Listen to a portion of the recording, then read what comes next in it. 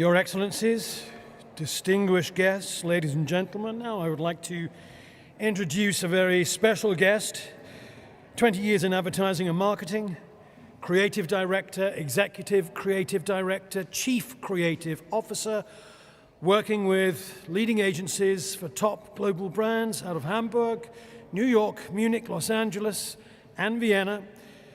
10 years in technology-driven, next-level customer experience, Chief Innovation Officer with ECX10, successfully sold to IBM, top global speaker on change, innovation, customer experience, branding, and disruption. He informs, inspires, and ignites audiences all over the world. Ladies and gentlemen, please welcome Dietmar Dahmen. Thank you. Awesome. Hey, I'm super happy you're here. Yeah, there's a jingle even better. And we're talking about branding true love. Because true love is what you all facilitate. The people love their pets, and we all love our pets. And if we love our pets, what do we want?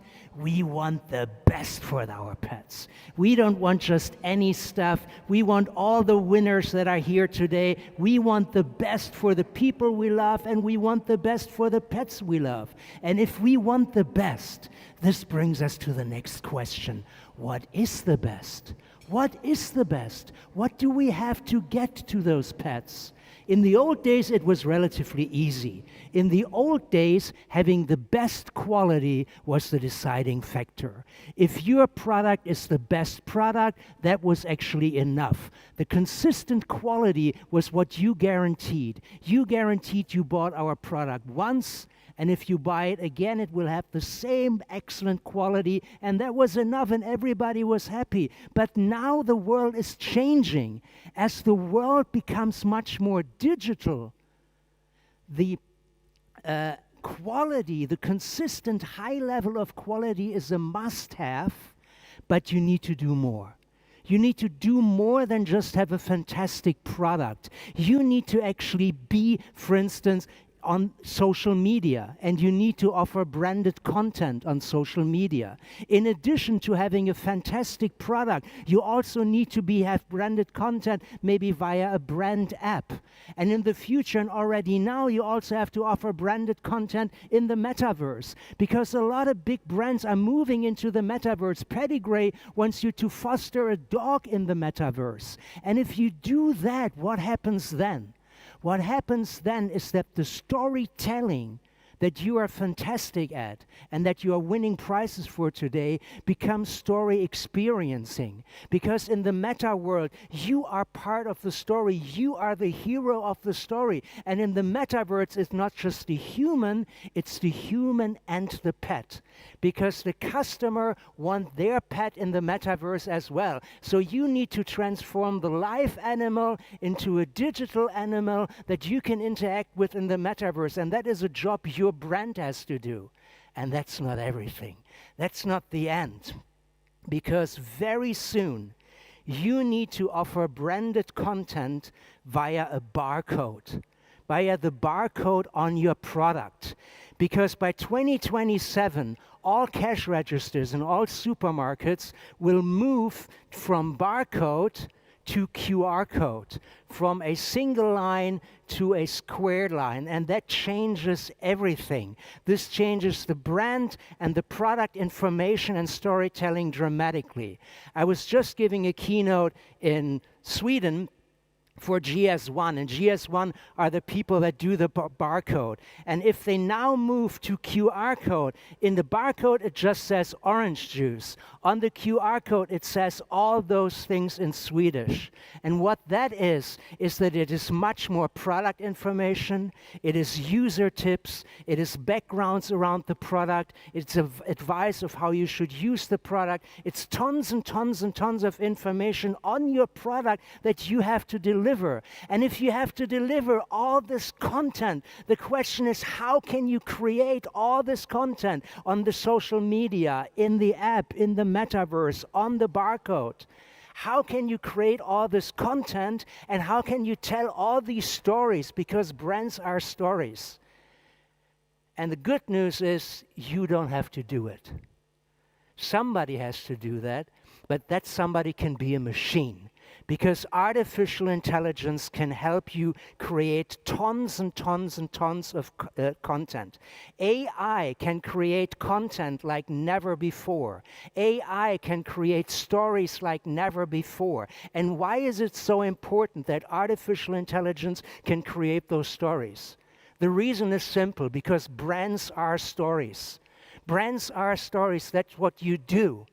And our pets are stories. This is a film that just tells how great pets are.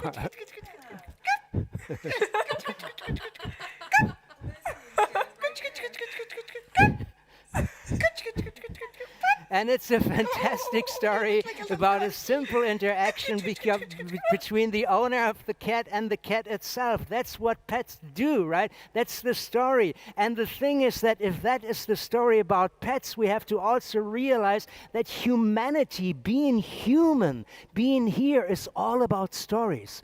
I don't know if you know this fantastic book, Sapiens, by Harari. It's an amazing book. If you don't know it, read it. And in the book, Harari says that stories define us as humans. Stories define our life, our culture, what we think, what we like, and even what we buy.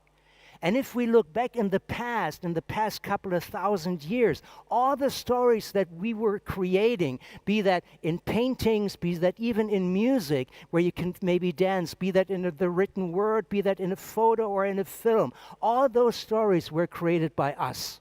They were created by humans up until now, because that is dramatically changing. We always had machines to help us distribute the stories.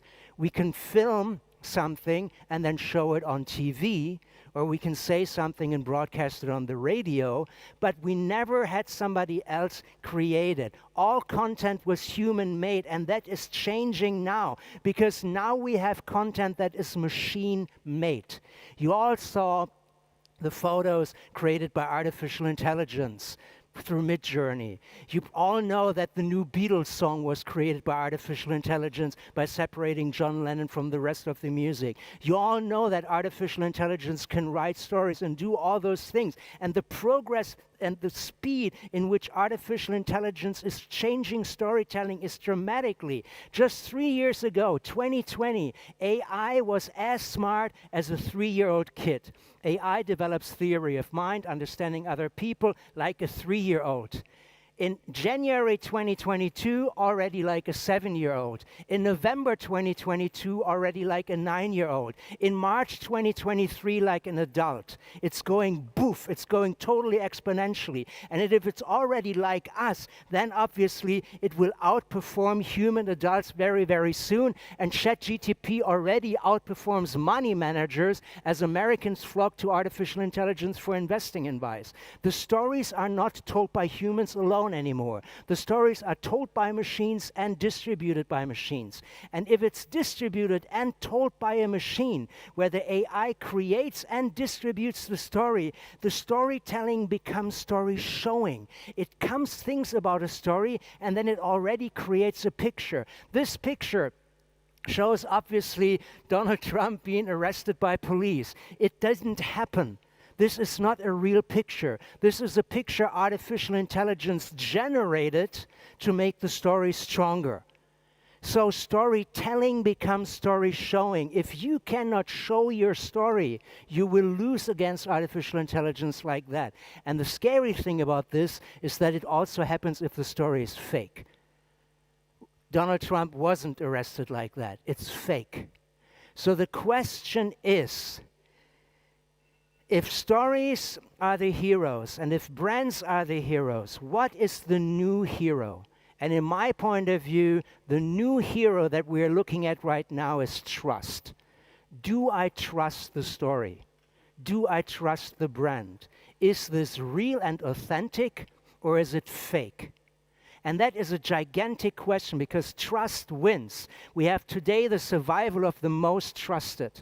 You can create amazing quality, no matter how great your quality, no matter how fast your service, no matter how perfect your app and how engaging your metaverse, if your customer doesn't trust you, you will lose. And only if your customer trusts you, you will win.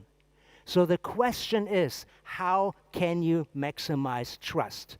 What is trust? Only strong brands can create the trust, because you have to be known for something. You have to be recognized for something. And then the people can say, I trust this brand. Let's dive a little bit more into trust. Trust means that you dare to do something. You see, for instance, a new offer, a new taste in dog food, a new mix in cat litter, a new offer in the dog hotel or something like that. And the question is, will I use it? Can I do it? Do I trust this brand? And that needs courage, because you don't have experience yet, right? So she is about to jump off that building, and she's going to use a bungee to do it, so don't worry, she will survive. And the question is, can I dare to jump off that building? Do I trust my bungee? What gives trust? Number one, information gives trust. If she knows that the bungee holds 8 times her weight, she would say, that's good, I think I'll do it. You know, I weigh 100 kilos, 800 kilos, no problem. So information is good. Experience is probably even better. I did this many times before, no worries, it always worked, I simply do it again.